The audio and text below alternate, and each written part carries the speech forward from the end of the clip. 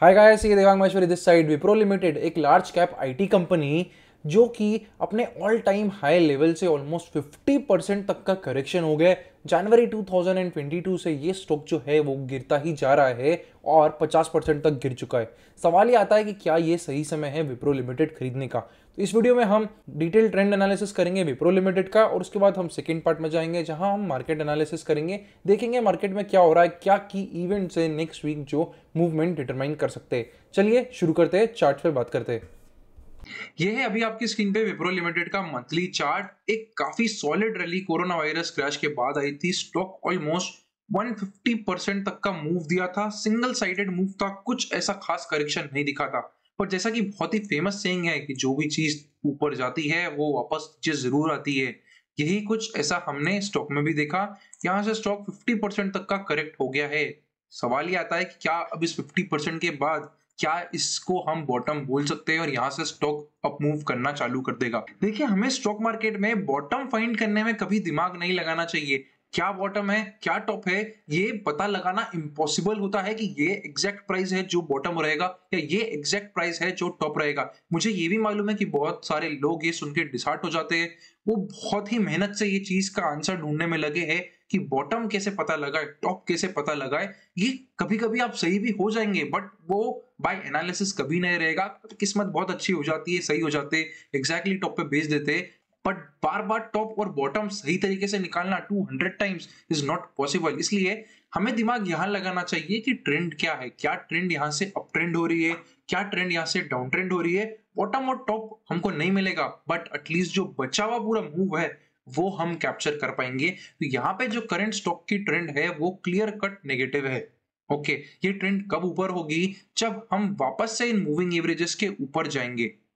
Okay, in moving averages के ऊपर हमको जहां से वापस से कुछ अगर ऐसा मूव मिलता है तब हम बोल सकते हैं कि यहाँ एक नई ट्रेंड पिकअप कर रही है। ठीक है, तो ये बॉटम पार्ट तो मिस हो जाएगा अगर ऐसा होता है तो। सेकेंड केस, क्योंकि ये डाउन ट्रेंड है तो डाउन ट्रेंड तब तक डाउन ट्रेंड रहती है जब तक रिवर्सल नहीं आता है। अगर यहाँ पे हमें आईटी सेक्टर में और वीकनेस दिखती है, क्योंकि अभी अगर करंटली आप आईटी स्टॉक्स देखेंगे तो ना तो वो बहुत बेरिश है ना ही वो बहुत बुलिश है। एक तरीके का साइडवेज कंसोलिडेशन चल रहा है, थोड़ा करेक्शन थोड़ा अप मूव बीच बीच में आते रहता है, बट कुछ मेजर मूव उसमें अभी ऐसा कुछ दिख नहीं रहा है। तो यहाँ पे अगर आईटी स्टॉक्स में और वीकनेस आती है तो हो सकता है स्टॉक और नीचे चले जाए। 50% तक तो करेक्ट हो गया है। ठीक है, तो आपको यहाँ पे वेट करना चाहिए एक रिवर्सल का। चलिए हम शॉर्ट टर्म ट्रेडिंग के पॉइंट ऑफ व्यू से बात कर लेते हैं कि शॉर्ट टर्म अगर हम बात करें तो क्या है सपोर्ट और रेजिस्टेंस। स्टॉक करेंटली बहुत अच्छे सपोर्ट पर है। यहाँ देखिए, मल्टीपल टाइम्स यहाँ से रिजेक्शन आया था, यहाँ से भी रिजेक्शन, यहाँ से भी रिजेक्शन। एक अगर हम कुछ एक शॉर्टर अप मूव की बात करें कि एक हल्का फुल्का मोमेंटम स्टॉक में आ जाए तो उसके लिए आपको ये रेजिस्टेंस लेवल के ब्रेकआउट का वेट करना चाहिए।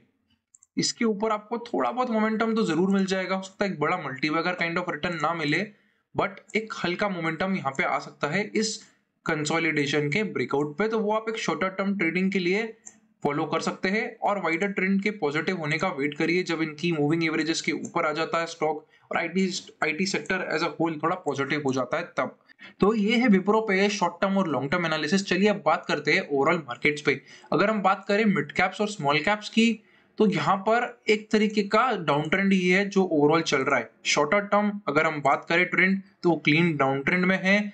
एक चीज जो मैं रोज डेली बेसिस पे देखता हूँ, काफी लोग डेली मूवमेंट से बहुत ज्यादा इन्फ्लुएंस हो जाते हैं। देखिए कल क्या होगा मिड कैप में, कल एग्जैक्टली कितने पॉइंट बढ़ेगा, कल एग्जैक्टली कितने पॉइंट गिरेगा, निफ्टी कितने पॉइंट बढ़ेगा कितने पॉइंट गिरेगा, ये किसी को भी नहीं पता होता है। ठीक है, डायरेक्शन जरूर बता सकते हैं कि अभी ओवर अप ट्रेंड है अभी डाउन ट्रेंड है, but day to day movements up down कुछ भी हो सकते हैं। जिस तरीके से सेंटिमेंट्स फ्लो हो रहे हैं उसे एग्जैक्टली बताना कि कल पॉजिटिव रहेगा नेगेटिव रहेगा, इसमें ना मुझे घुसना है और ना आपको घुसना चाहिए। यहाँ पे अभी ट्रेंड देखे तो डाउन ट्रेंड है, डाउन ट्रेंड है तो आपको यहाँ पे कंजर्वेटिव अप्रोच यूज करनी चाहिए और ज्यादा ट्रेडिंग नहीं करना चाहिए, क्योंकि अगर आप करेंगे तो वहां पे स्टॉप लॉस हिट होने के चांसेस बढ़ जाते हैं। बात करें सपोर्ट जोन्स की तो मिड कैप इंडेक्स जो है वो अपने सपोर्ट जोन पर ही है। अगर कुछ फर्दर यहाँ पे हमें क्लोजिंग बेसिस पे ब्रेकआउट मिलता है, देखिए दो बार कोशिश करी है ब्रेकडाउन करने की। यहाँ पर कोशिश थी, यहाँ पे फिर ब्रेकडाउन की कोशिश थी, बट एक अच्छी बाइंग आई। तो ये लेवल एक अच्छा लेवल हो जाता है बाउंस का।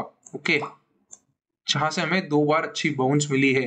तो अगर अब हमें इस लेवल का ब्रेकडाउन मिलता है तो यहाँ पे एक डाउन ट्रेंड और तेजी से आ सकती है। तब तक के लिए ये लेवल्स इंपॉर्टेंट हो जाते हैं। वैसे ही अगर स्मॉल कैप में बात करें तो यहाँ पे जरूर सपोर्ट जोन ब्रेक हो गया है। नेक्स्ट जो सपोर्ट है उसके आसपास से एक सपोर्ट तो आया है, बट यहाँ पे अभी भी ओवरऑल ट्रेंड वाइज देखे तो वीकनेस है और थोड़ा कंजर्वेटिव अप्रोच यूज करनी चाहिए। निफ्टी की बात करें तो वो भी कुछ इस तरीके से ही है।